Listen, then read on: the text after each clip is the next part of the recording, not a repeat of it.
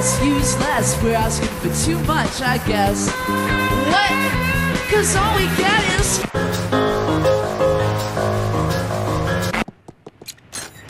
Happy New Year!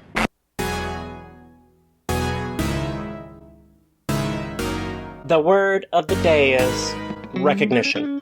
Recognition shall be administered throughout this Milestone production, but as anyone with a fraught background with various types of lines can tell you, be they lines of words, lines of time, or yes, for better or worse, lines of other kinds, some things in life are, if handled at all, best staggered. Thus the word of the day, recognition, shall be deployed in scattered doses, making use here and there of its assorted distinctive definitions. First things first, the most frequently used meaning for this material. Recognition as in gratitude, gramercies, and thanks given for the support and kind words offered my way, for taking a chance on my work. I made a humble video about I Saw the TV Glow, and The Matrix, and Gnosticism, and it became far more personal than I originally intended. But in spite of my certainty that it wouldn't go much further than my handful of dear regulars, while I wasn't looking, folks showed up in droves. I had 391 subscribers when post the passion play-esque perpetual thrashing of my mind and body that composed the final 10 days of production. I arrived at the healthy, informed decision that I should not watch its performance, and instead proceed immediately to crash, rather Lazarus-like, into a mild coma for as long as I could get away with. But then my Metamor took it upon himself to sunder my state of near-Arcadian unconscious bliss by doing a Jesus-like Lazarus wake the f*** up and check the status of your video already. Fittingly, he does actually look a little like classical depictions of Jesus. I had been moderately hopeful that I would find another 9 people who like my stuff enough to want to see more, making for a nice round 400, but when at last I could ignore his cajolery no more, I discovered I had a fleet of new subs. Over 1,000, plus well over 4,000 hours of watch time, the base stat for Daddy YouTube to acknowledge my existence, and unlike the value of NFTs, that line was still going up. This was Twilight Zone level weird, so imagine, if you would, being accustomed to a little trickle of familiar faces walking by your house, saying hello with maybe some new folks showing up now and then, 1 or 2 at a time, and then you're suddenly shaken awake to find your street in a state of outdoor standing room only. Yeah, it was something else, both anxiety-inducing and satisfyingly euphoric. I finally did it. I am finally popular. No. As wild as it was to witness this, I must insist I am not totally witless, and therefore, if it must be said, being hit with this new reality produced no illusions about what I am in this particular digital sea, which is plankton. And hit with this is an appropriate turn of phrase. Only I think once in my life has there been another incident where I've been so thunderstruck by astonishment that my adrenaline glands popped hard enough to make my heart slam inside my chest as it changed gears. And that was the time I turned my head and discovered that approximately 15 centimeters away from my face was 9 millimeters with a gaze so hot I couldn't help but feel wanted. God bless the USA. The weirdest can happen when you're mowing a lawn. That said, while producing similar immediate physiological effects, one of those things zapped me with more megawatts than the other, and it might not be the one you'd expect. Ah, the terror of being known. The joy and anxiety that accompanies sudden artistic recognition. Regardless, I know the truth, and the truth is I was plankton on July 3rd, and I'm only slightly larger plankton as I speak. But that experience, having so many people care about something I made, that I'd even made a difference to some of them, that was cool. It was the bee's knees. It meant something to me. And everyone who showed up for that show contributed to that experience on my end.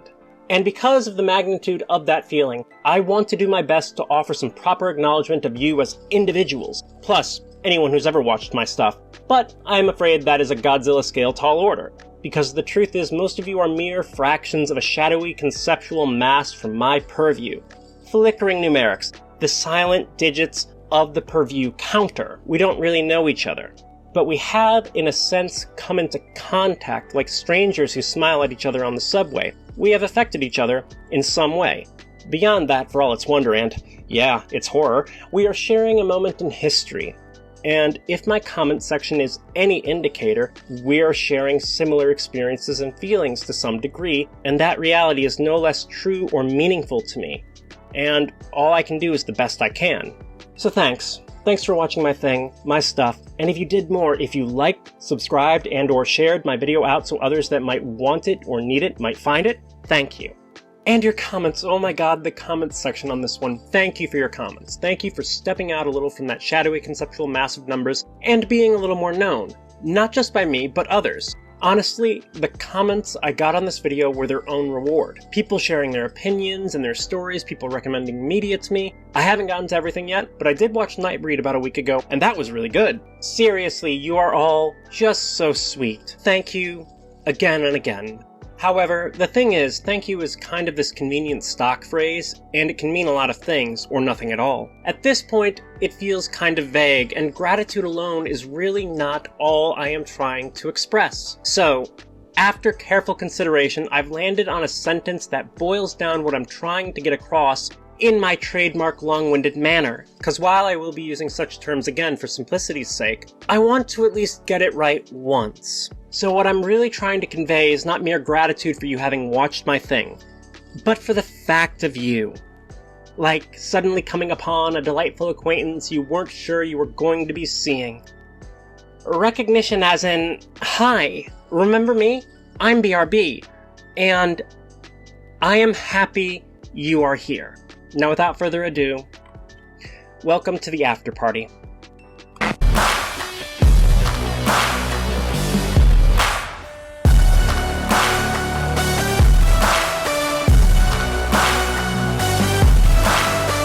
This Milestone video has taken far longer to get out than I wanted, to a frustrating degree, which is kind of a topic we will be circling around to. My Glow video came out in July, and it's the burnt out smoky days at the end of the year, so at this point, what can I say except all apologies for it taking so long and happy holidays. As a general statement, I kind of like holidays. Certainly not all of them, but a good cross-section of the ones I was raised on are still close to my heart in some form or another. Most I am critical of to some degree, while still finding meaning and or joy in them, even if I have to make my own. Halloween is, based on my knowledge, close to above reproach, and should immediately be given national holiday status. Christmas is a mixed bag, very beautiful to look at with some lovely traditions. I do think we should get back to some of its more ancient, more Saturnalistic roots, though.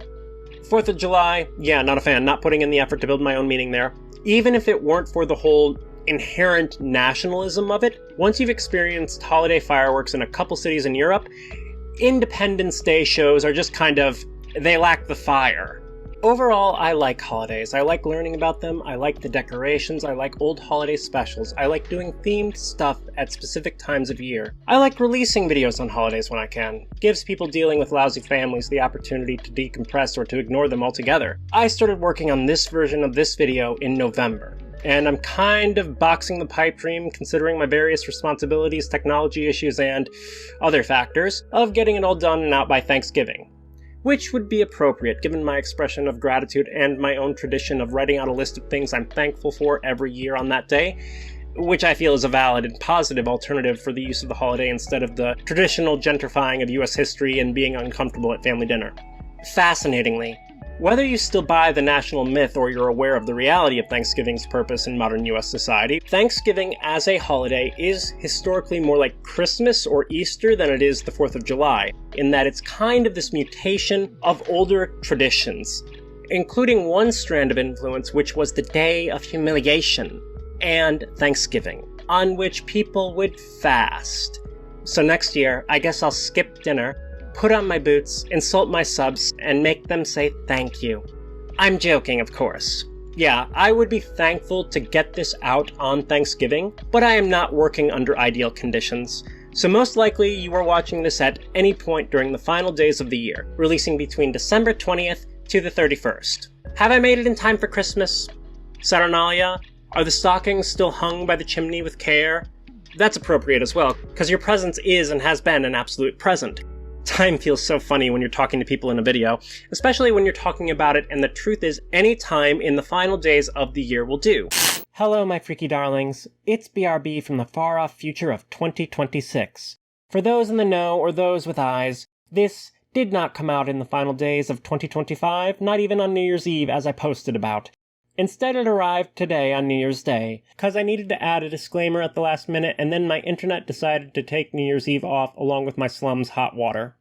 It stings to have missed what I now feel was spiritually the most appropriate day for this video's release, and nobody got to see it in the final hours of the year that portions of this video discusses. It hurts my pride, and if you were waiting on it, I'm sorry, but c'est la vie. That said, the point the second half of this video makes is a year-round thing, and it also kind of feels like New Year's Day is part of that same cycle, doesn't it? Furthermore, I suppose, given a thing I talk about in the final minutes of the video, in some ways, this failure on my part might be the most appropriate outcome of all. Also, given more time to look over this footage, I've noticed that in certain portions of the video, I have like a terminal case of RBF syndrome going on, even though my face is technically not resting, so I guess it's just terminal BF syndrome. Like, I'm saying I'm happy when I look anything but. Anyway, just wanted to pop in and explain myself. Whenever you're watching it, I hope you're finding it stimulating, and yeah, Happy New Year's, trans rights, down with the management. Okay, BRB with the RBF, take it away. The new year ahead. If this video is released at the very last minute, I wish you all the joy and debauched parties of whatever your taste may be. That's assuming you're not just getting here at any point post-2025 altogether. Like, share, subscribe, and hit that bell for alerts if you want the invite when the thing is happening. Unfortunately, I also don't really have media to discuss, and while I've got things I feel compelled to cover, this is compared to my usual fare meant to have a little bit more of a hangout vibe. Campfire conversations, an Inglenook interface, if you would. You know, it's an after party. But that setup leaves me bereft for visual flavor, and nobody wants to just look at me talk for runtime. Therefore, it is in the spirit of this most holy time of year that I will be intercutting footage of me carving a jack-o'-lantern. Ironically, one of the versions of this Milestone video was a Nevermore video essay, intended for a Halloween release, which would have featured a short thank you and the Q&A I opened up in a post back in July, welded to the end. I was going to do it this way because, well, like I said, we'll get into it, but the irony is that this pumpkin carving footage wasn't going to be for that. I recorded it, unsure it would even get used, but knowing that if I did, it wasn't supposed to be for anything this year. Let's cut into the Q&A. Have some fun before we dive into the things that I really want to talk about in the second half of this video. I got a little handful from the post I did, and I'm really going to stretch them out. Though, it might be that I actually can't help myself. As I've pointed out in the past, I didn't plan it that way, but the name of the channel is far more descriptive than I intended. Thank you to those of you that participated. Actually, this first one from 4C3LY isn't actually a question, it's just praising me. But it went in the batch, and I want to make sure they get a verbal response. Not a question, but your last video is legit one of the best I've ever seen, period. Thanks for making it. It means a lot to me, and I'm sure to other people. So hyped to see your next project. Thank you so very much, sweetie. I'm glad you were into it. I hope you're here now and having a good time, and that what I do after this will appeal to you. Alright, now on to the actual queries. Aspidoscelis inquired... Wait, like the lizard? Aspidoscelis inquired, we've seen you be many colors in videos. Which color are you really? That's actually a really fun one. TDJ Hugh and Raphael Forte, in a comment below this question, both put their money on teal. All apologies to both of you. My favorite color, on here and off, is this. I've heard it called, like, electric green. I have a pair of suspenders that are this color that I love to wear around for some cool looks. Fascinatingly, I once read somewhere that it's a color that can't occur in nature, it can only be produced using technology. I have no idea if that's true. Anyway, this is my favorite color. TVA account VO5YP asked, is Pepsi okay? I don't know, TVA. What has Pepsi done for me lately? Have they done something to me? I mean, corporations, but is there something I haven't heard about? No, seriously, what are we talking here? Are we talking about the Cola Wars? Cause Pepsi is kind of historically significant, helping open up the Soviet Union to capitalism, which on one hand kind of helped pave the way for the current age of uncontested imperial capital on the world stage, end of history, yada yada, which isn't working out great. But on the other hand, such relations doubtless cooled the heads of stupid people on both sides of the Iron Curtain with way too much power in their hands on the nuclear button that could have wasted most living things on this planet, which categorically I'm very much against. You know, controversial opinion. I don't know, it's a multi-billion-dollar company. Jesus wouldn't have liked them. Then again, in the 1980s, Pepsi also upset a lot of conservatives by featuring Madonna in an ad campaign. Once again, something I'm for, if perhaps a little frivolous of a focus on my part. But then they also pulled it when the conservatives got upset. More things change and all that. But of course, as a member of the TVA, you already know all that. I don't know, I like soda. Pepsi tastes fine. I don't really have a preference. Although I was adopted and my parents were substantially older than average when they brought me home, my dad had already traveled through several decades picking up various Coca-Cola merch as he went along, and as a kid our basement had a bunch of that stuff. It took Coca-Cola really seriously. It was all he drank, which meant when I was a teenager, his love for Coca-Cola made drinking Pepsi a viable method of irritation. Once again, rather frivolous. Not sponsored by Pepsi, by the way. Leo Mercury 666 asked, which political system or philosophy do you personally ascribe to? Also, are you Gen X, Millennial, or Gen Z? No offense if you don't want to answer either. No offense taken, and thanks for asking. I am a cuspy millennial, if I remember the years correctly. I distantly remember Pokemon ruling the world and the towers. Somebody that day pointed at the TV and said to me, "You are looking at history." I don't know if it's just my memory, I didn't get it back then. I was a little kid. All I knew was people were scared and cartoons weren't on after school. But I swear to God, I heard, ominous Inception music in the background when he said that. Those words are burnt into my brain forever. My politics and philosophy, I'm a trans person with people I love and people who I have loved that are, either or combinations of non-white, disabled, economically disadvantaged, neurodivergent, queer, female, and so on. That, along with the fact that I might be a fool but won't be a total fool nor a total tool, means that I fall somewhere in the sinister end of the political spectrum. Then again, what the hell does that mean? Because in the US for the last 10 years, anything less conservative than the Red Skull means you're an incendiary pinko. What are my politics and philosophy? I don't know. Frankly, I consider myself rather undereducated in both areas. Not uneducated, but undereducated. I've had some higher learning where I picked some stuff up, but I'm also a dropout, so a lot of what I got is what I've acquired myself through reading or YouTube or personal experience, which makes me in this setting feel a little insecure. But then I think about the opposition and I feel a little bit better. But this means that the contents of my beliefs are a little hodgepodge. I don't want to declare myself something specific and then prove that I haven't read enough of this or that to consider myself as such. Which isn't the same as me saying, I know nothing. What I am is Stu. I'm the byproduct of Miss Bell Hooks, Miss Angela Davis, and Miss Emma Goldman. Love Emma. Let's see, Kropotkin, Elizabeth Sandifer, and Ciara Kremen are both comparably recent infusions and are both trans. If you're thinking about politics and philosophy today, you can't get away from... what's his name? Fisher.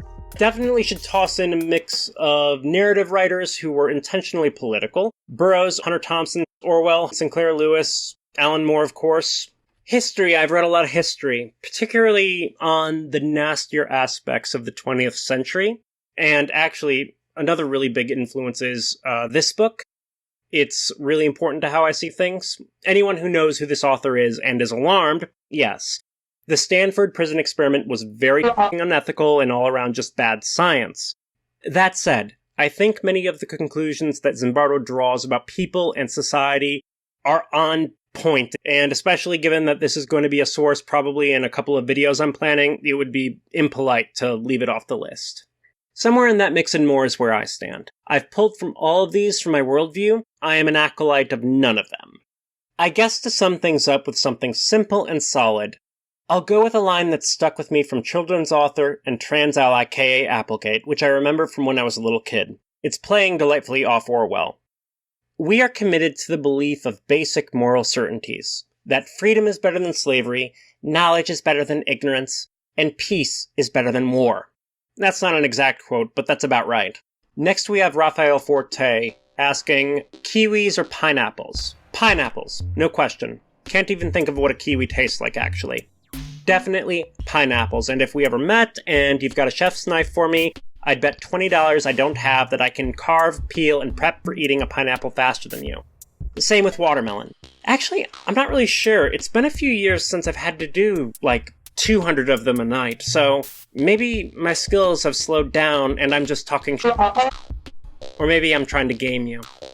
Next we have Naomi Macaroni saying, after finding your channel very recently, I can say it's become one of my favorites. So I do wish to ask, will you ever have a community-oriented space? People like us seem to be a rarity, and in this ever-expanding world, a place to find each other would be nice. I asked for some clarification on what they meant by community-oriented space. They elucidated with, I was meaning something along the lines of a Discord server, forum, or some sort of online chat that could be used to talk to you and other fans of your channel. Basically just a better way to communicate than YouTube, and preferably without Big Brother watching every word. So I talked to my polycule, and they discouraged me from a Discord, which I'm going to stick with for the time being. That might change in the future. I might actually try out using it for other things and change my mind. I did get a Bluesky, however, for those of you that don't know, and you can follow me and feel free to message me on there. I'm trying to get better about checking my messages. Right now, that is the best I can offer. Additionally, though, this seems like a good place for this. Also at my Polycules console, I got a Patreon. All tiers are going to be getting the same stuff starting at $1, because right now that seems fair. Mostly it's for if you want to support the channel. Make this a little more sustainable as a means of expression, maybe help me grow, and if there's a bunch of people, help me pay for my debauched lifestyle of necessary medication, and if I'm really lucky, maybe some better equipment, because mine isn't great. I'll be putting my videos out a little early over there, and I'll also be throwing up some smaller writings that I do, little essays that get written but don't feel viable to me as full video commitments, though they could become full scripts in the long run. They have before. The adult animation video started tiny. There's going to be one up about the movie Weapons, once I get it edited. I've also vaulted my flawed video on the trans superhero novel Dreadnought over there. It's old, it's flawed, but I like it. It's a fun discussion of the book. No pressure or anything, though. But if you're able, I'd appreciate it, and I'll definitely put your names in the videos. Okay, pitch done. Oh, I almost forgot. I can be so uncourteous. Thank you so much, Amelie Doree, for shouting out the Glow video when it came out. Amelie is a trans creative who makes juicy video essays about web novels, which I've never actually played one, but I like the videos. Additionally, I want to shout out thebrassmango, who, like me, is another small YouTuber. I don't know what I'd call us, fellow creatives, colleagues, something. I don't know, we follow each other's stuff. When I was down in my pit not looking much at YouTube, they also jumped the 1,000 subs gate. Brass talks comics, sometimes really obscure, fascinating comics.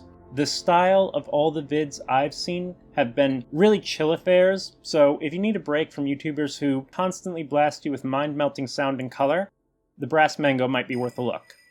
Necronomiclown53 asked, favorite album of all time? Any book recommendations? Let's start with the book recommendations. See, the issue is I have the stuff that's on my mind for these questions, and that's going to guide this. Can't be helped, I guess. Everyone should read Ciara Kremen's The Future is Feminine, as well as her edition of the lesbian vampire novel Carmilla, which uses a few annotations to recontextualize the original text. It's fascinating. That's probably going to get talked about in a video I want to do on problematic art, actually. Then there's the Nemesis trilogy, which is the transgender superhero books I mentioned earlier. Corey Robin's The Reactionary Mind.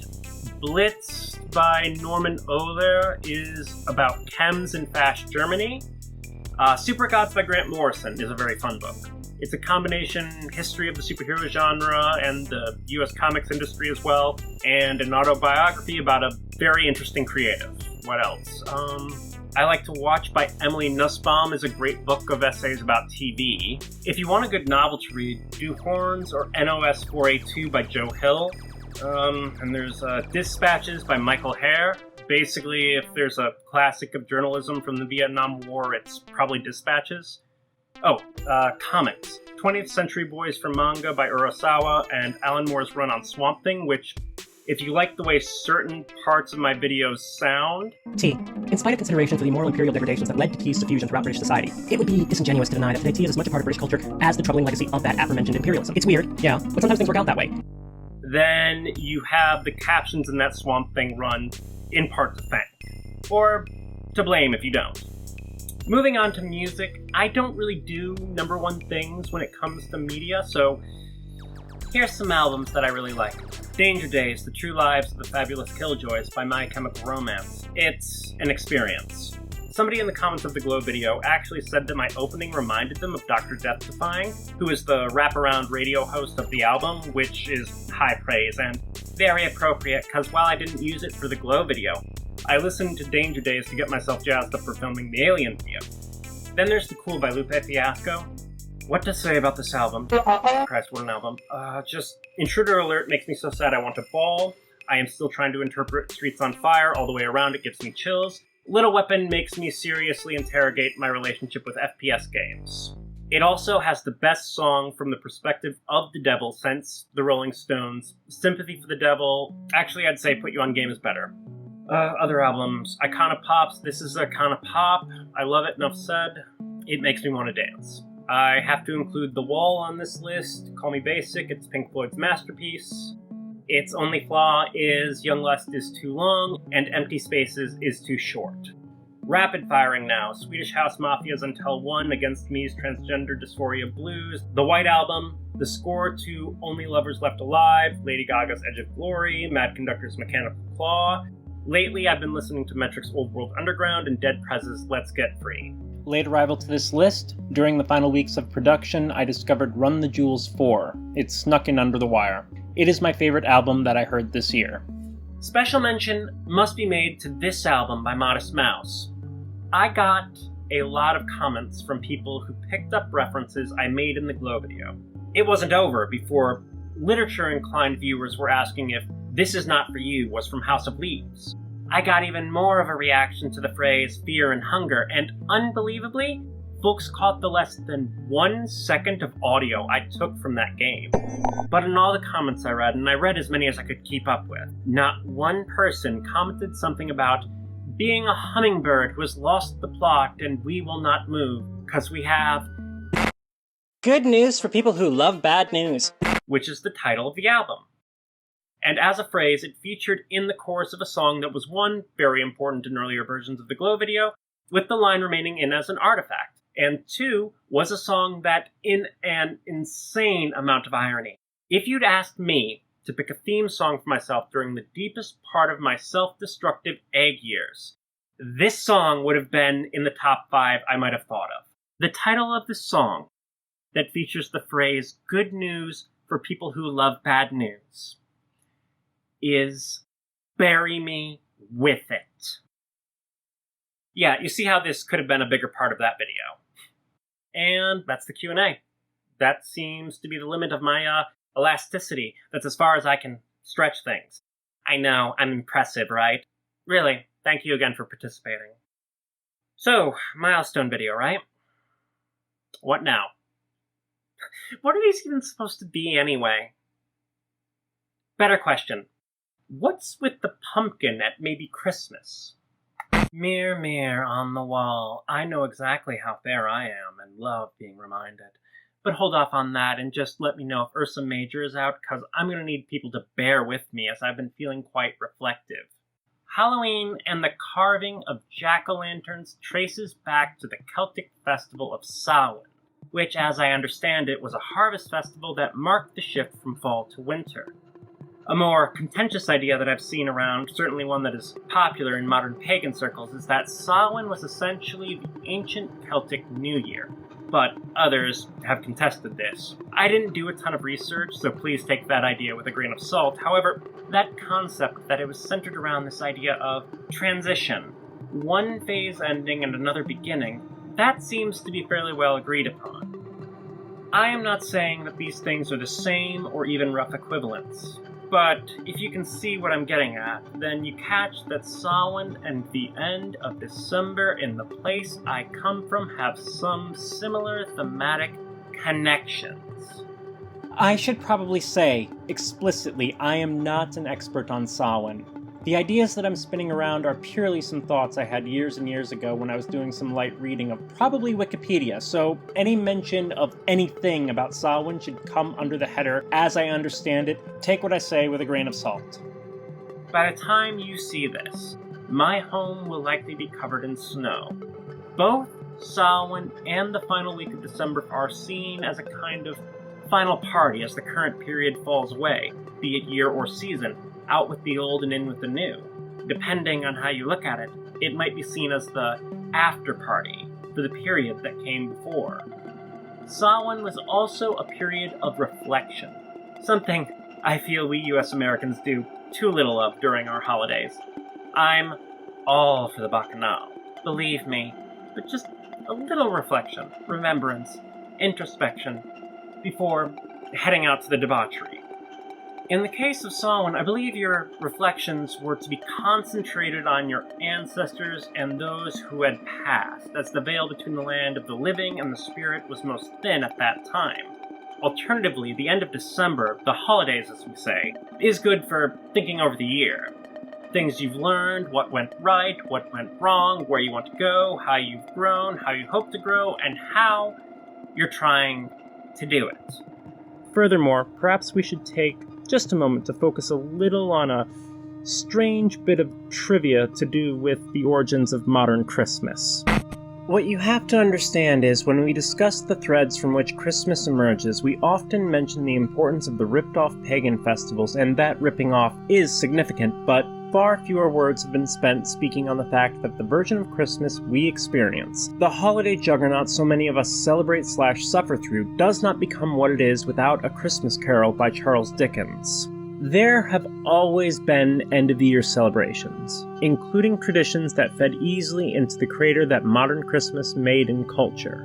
But prior to the Dickens novel, Christmas was, depending on place and period, either outlawed by the church because it was seen as pagan, or discouraged by the church because it was seen as pagan, or else was just not that big of a deal. It wasn't what it is now, neither in its idealized expression nor the corporate shell. Dickens changed that. He was the most popular writer of his time, and using this novel, he popularized Christmas. And what this all means is, when you consider the modern holiday's placement on the calendar and you glance past the capitalism and the keep the Christ, what you find is a holiday who has this book as one of its necessary roots. A book whose contents, in my opinion, leave a kernel, a haunting of similar ideas to Samhain's within Christmas's DNA. A book that is about an older man at the end of the year, communing with spirits, including a departed friend, who is forced to reflect on his life, come to terms with who he is, and consider what this might mean for the future and if he wants to do anything about it. When I think about it, various kinds of reflection seems to me to be key to so many holidays, or to have been key at some point, with perhaps an emphasis on it when things start growing dark and cold. The big holidays that my family celebrated in the final quarter of the year, Halloween, Thanksgiving, New Year's, and now seen through the lens of Dickens, even Christmas, all beg at the idea that we should take a little more time to reflect when the holidays roll around. It might be argued, by me, that holidays could function as kind of temporal spaces for specific kinds of reflection, along with their more celebratory aspects. Even today in the US, where so much of the reflective element of our holidays have been ground away, we're still doing New Year's resolutions, which requires reflection if you're taking it seriously. And so many holidays seem to have at least a hint of this element remaining in them, even when we forget about it. It seems their nature to urge us towards that.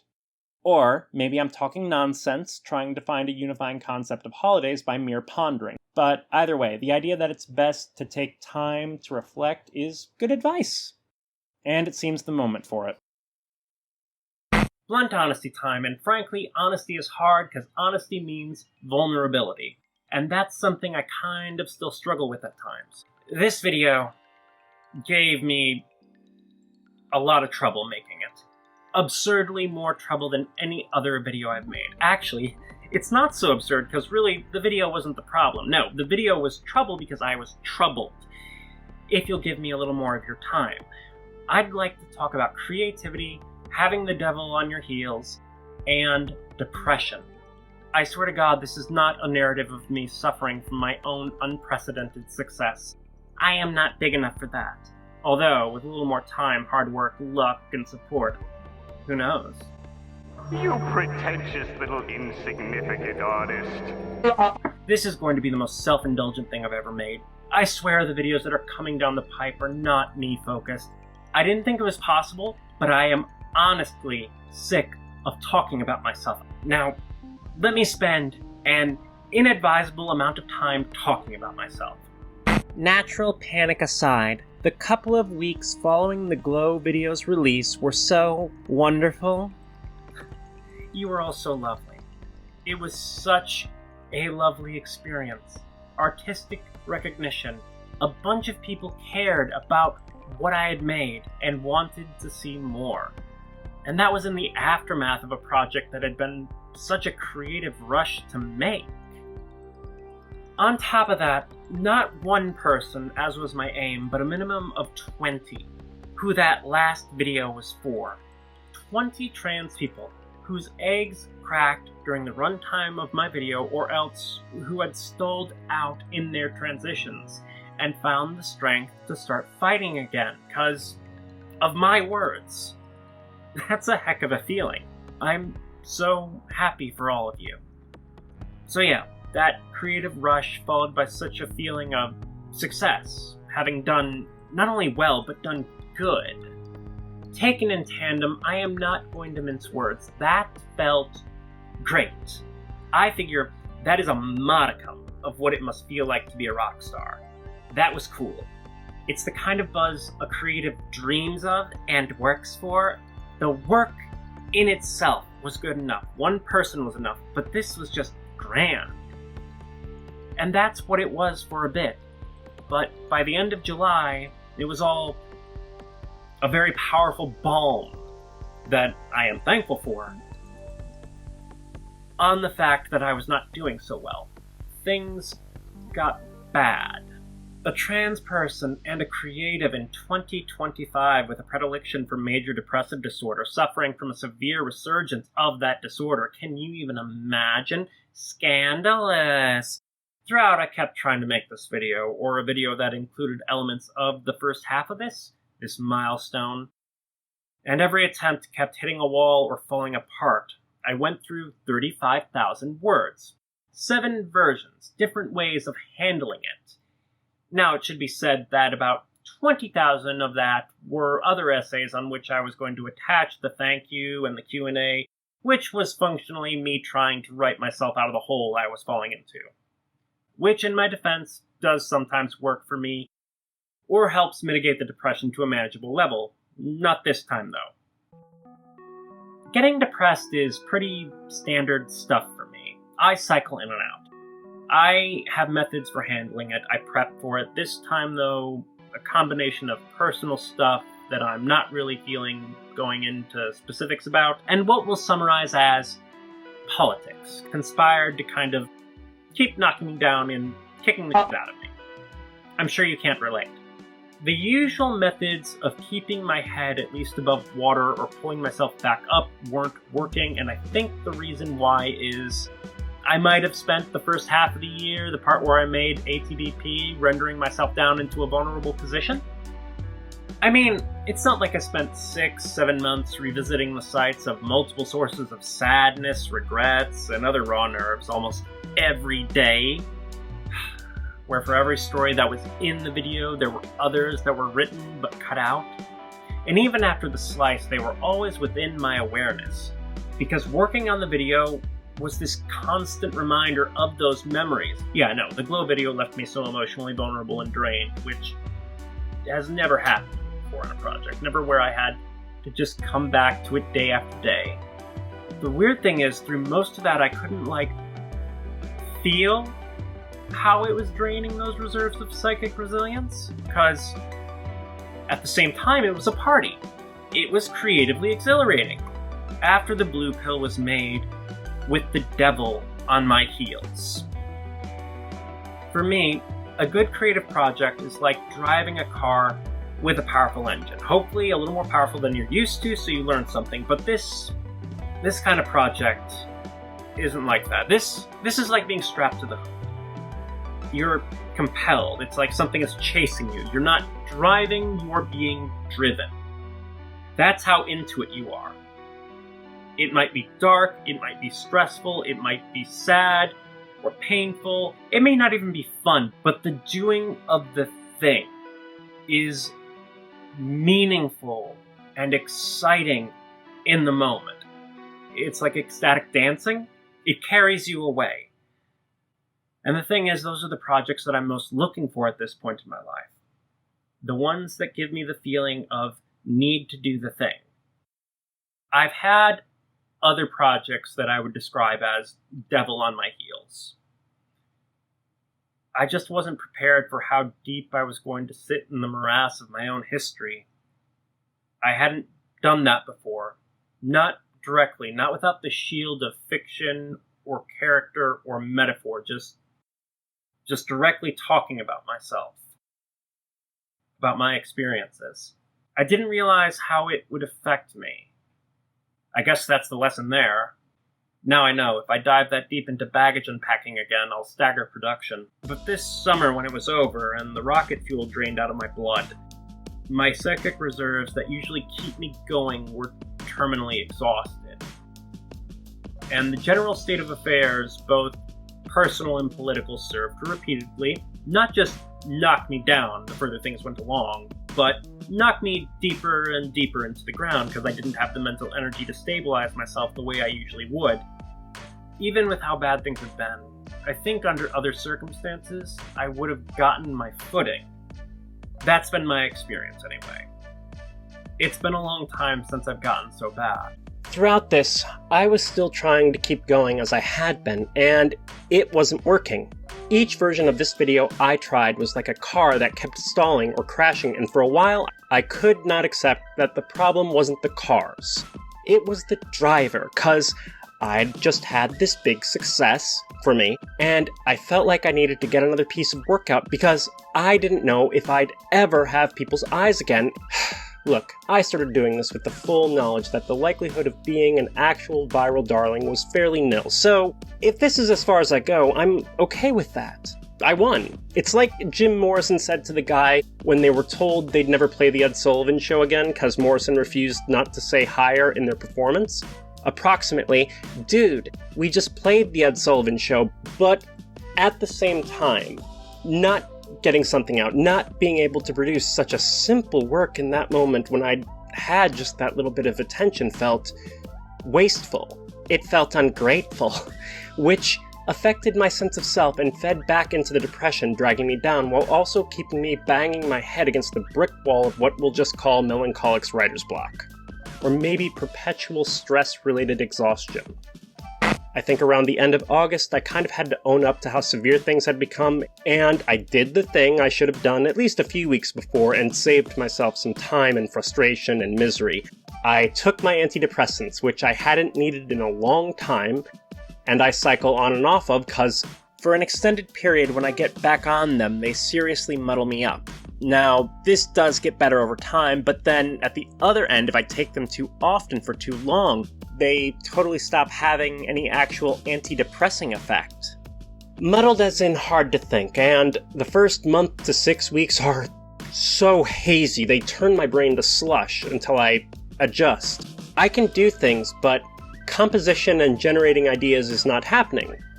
If the initial depressive nosedive made working on the script for this video like pushing a boulder in circles, the brain slush made it like pushing it up an icy hill. So at my polycule's advice, I took time away and let myself recover from things. I used my creative time to work on my considerably sizable B project backlog, which is my easy non-YouTube, non-video, doesn't have all the moving pieces and stress and considerations of essays. Just for me, creative thing that I use to blow off steam and block out the world for a while.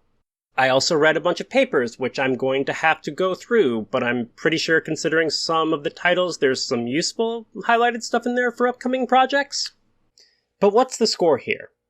What's the hook? Why tell this stupid story at all? Do I expect you to care, for you to have missed me that much? As much as it burns my ego to say so, no. Now, mostly it's because from the beginning of deciding to do a milestone, I wanted it to be about something. I felt like for it to actually be a milestone, I had to offer people something more than just dropping a Q&A on its own, which, yes, in the never-ending race to the bottom that is this platform, that may have been smarter. No matter how much I struggled, I could not let go of that idea. And what this has become about is imparting a lesson I learned from all of this.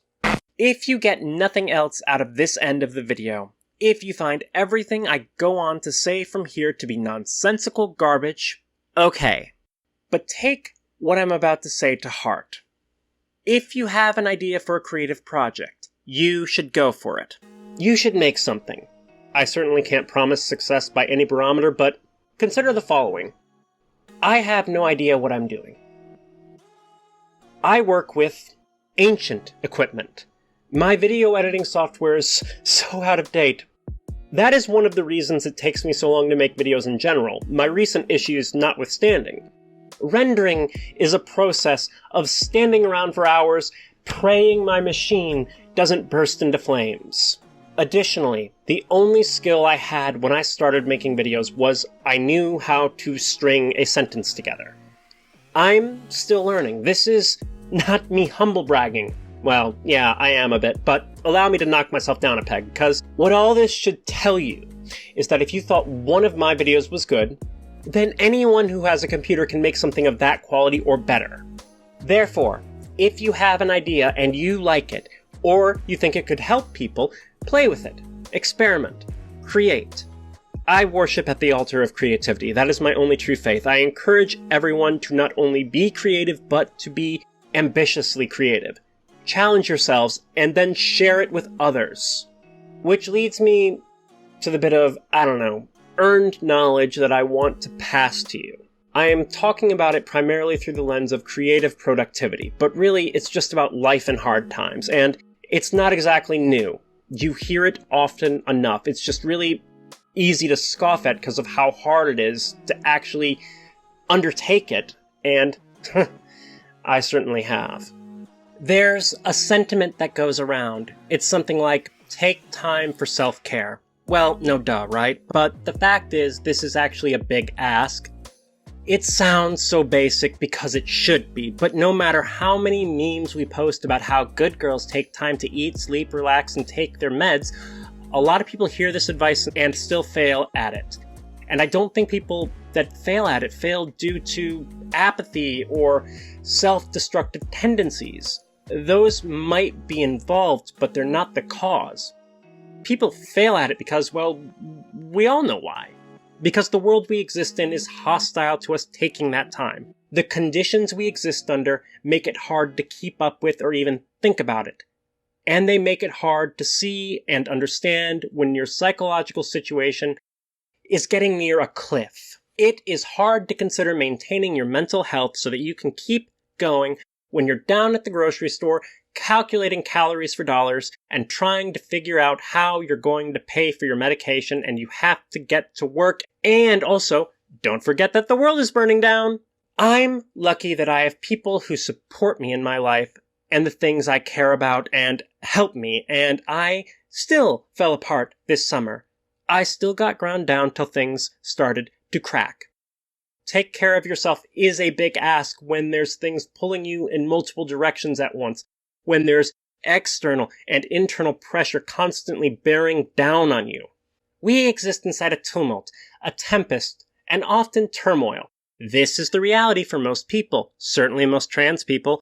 It's hard being creative, or being a productive member of your community, or taking care of yourself when you're constantly worried about fleeing or fighting, when you're perpetually preparing for the next catastrophe to hit and looking at another on the horizon behind it. So what I want to tell you isn't really take care of yourself, because you already know that. Instead, it's about stealing moments to be aware of yourself so that you might hopefully head off a spiral before it starts, and hopefully so that you might see your life more clearly and can maybe find ways to make things easier on yourself, and because those moments have value in themselves. Because you deserve them. I have a methodology I've landed on as I've gotten better that I'm going to share. But what does this have to do with creativity? Well, everything. Stephen King has this line in his autobiography / how-to manual on writing: "Life is not a support system for art, it's the other way around."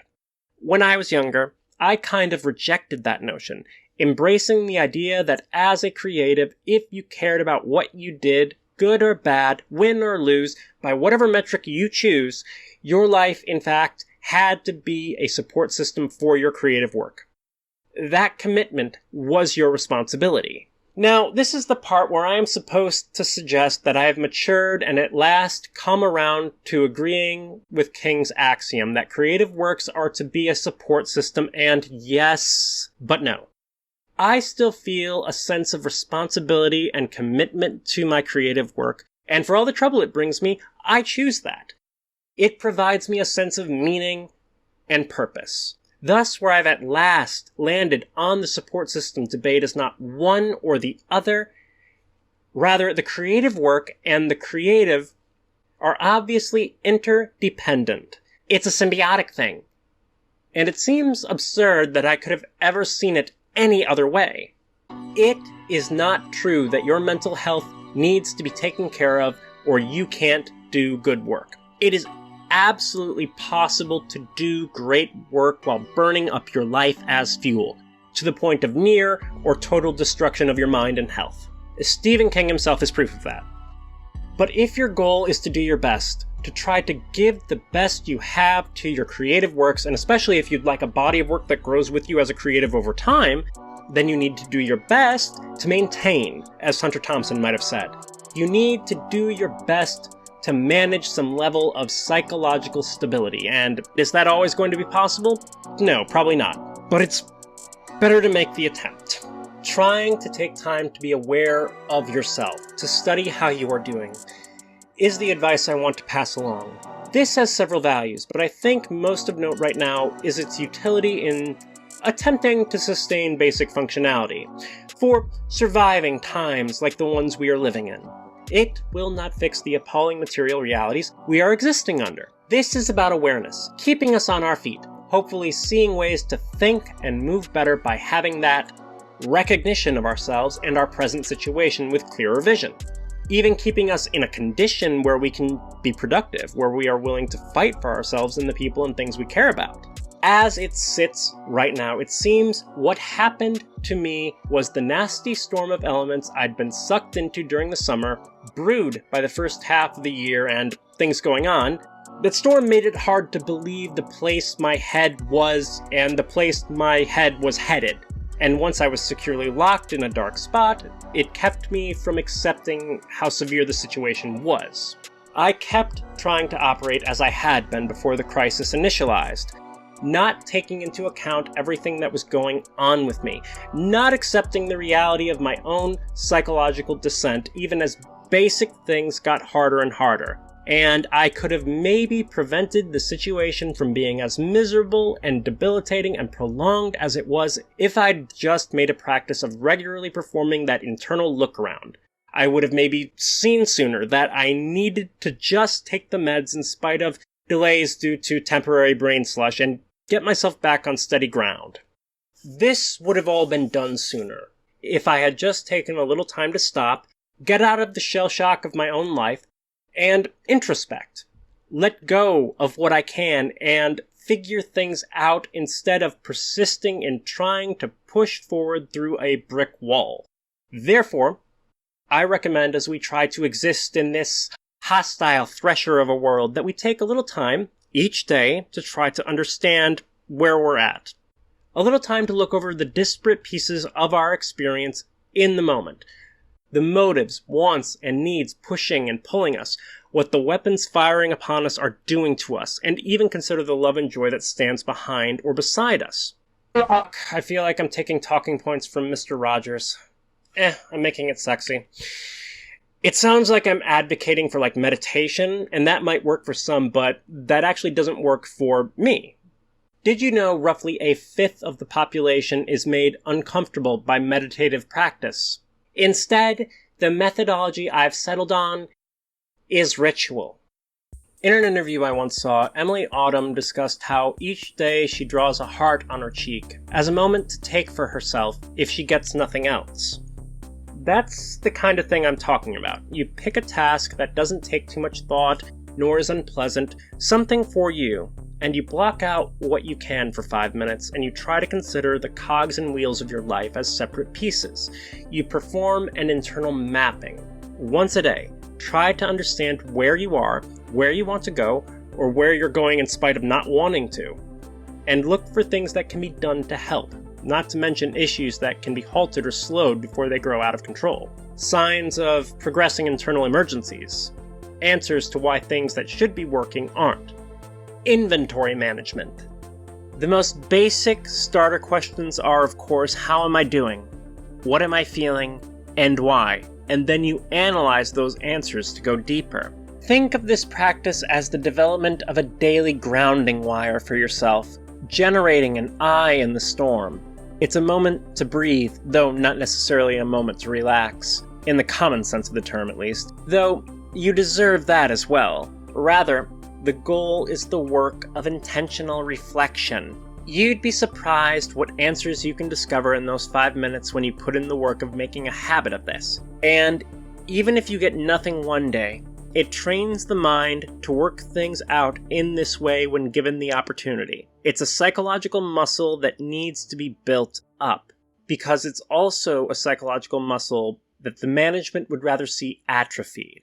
I use the term ritual for a couple of reasons. For one thing, because it needs to be, to a degree, recurring. Reason two, because just like how in mysticism, rituals are the attempt to connect in some way with the ethereal, the divine, the goal here is to connect with ourselves. By using this term, an association is created that provides this very mundane idea a kind of gravity and reverence that is you telling yourself, doing this act of self-maintenance is important. 'Cause it's so easy to believe what we're implicitly told that this kind of thing is not, and it's also just so easy to lose track of it in the whirlwind we are stuck inside of. For me, I go with makeup. Lock myself in a room, put on headphones, go to work, piecing things together and pulling things apart. That is all it is. Alone with your ritual, you try to check yourself out. Additionally, once in a while when you can take up a task that takes more time. Longer frames of inventory management, like doing your nails or a crafts project, might be useful for that. Nothing difficult, nothing with stakes, something like decorating for a holiday. Something that is simple and capable of sparking a little joy. In these longer rituals, you go through the same process of connecting with yourself, considering how you're doing and why, given the longer time frame. The muscle you've been working has an even better chance of coming to terms. And yeah, I know, this is still a tall order. The process of trying to find that inner quiet where the stress and anxiety can't reach so you can do that kind of simple inventory management can be a reach. And that's assuming life gives you 5 minutes to attempt it. And by life in this case, I think we all know that what I mean is capitalism. The world is always battering you. And it's not just the bad things, right? Because as I've discovered, you'll be getting shit kicked by it all. And glancing over at the good stuff that you have. Terrified you're about to lose those things because you're not properly appreciating or utilizing them. And that in itself is also part of the storm, though. It all makes it so hard to experience and understand yourself for just a little bit. It makes it feel impossible. I get it. I'm sitting here like I'm so fucking enlightened. Like I'm actually accomplishing what I'm preaching, when the truth is some days I can't manage it. Sometimes there's too much noise to get that concentration. Sometimes I forget because there's too much to do, or too much on my mind, or too much horror in my phone. Sometimes I'm just too run down. But the thing that I keep coming back to more and more as I get older is trying. the importance of trying. All trying is not giving up. Trying is hoping to hold out until things get better, or aiming for sets of actions that can collect together to change things, even if some days you fail. Trying is enough. So, try it. If you can, intend it, reach for it, decide on a ritual and schedule it. It can be something you already do. It's best with basic tasks. That's how you can fit it in, right? Things you already do. You just convert it to also be this. Regularly use that task to enter that introspective headspace.